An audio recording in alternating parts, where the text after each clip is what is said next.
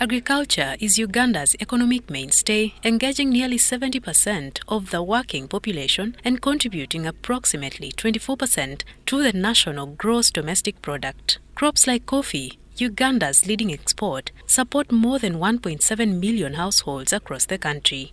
At MK Mixed Farm in Gomba District, Moses Kazibwe is tapping into the sector's potential.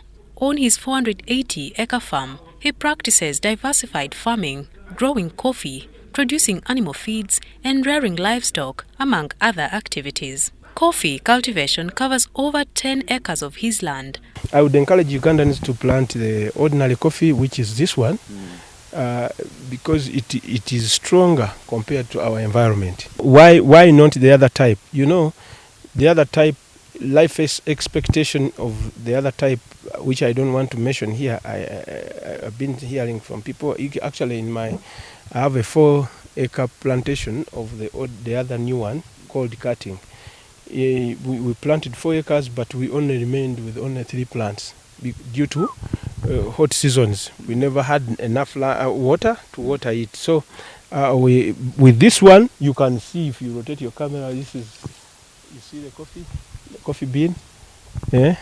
So it has no issues, or demand of water is not as much as the other new type.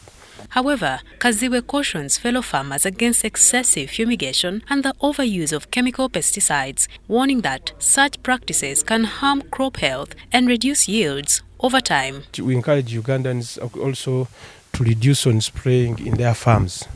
Basically here in Buganda, due to less labor, people are using a lot of chemicals to spray in their gardens.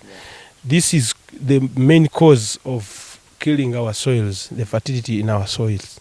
So basically now, since we have these new mechanized equipments for agriculture, we encourage them to use those small mechanism, the small tractors for plowing, for weeding, etc., such that we can maintain our land for the other group and other people to come after we have gone off.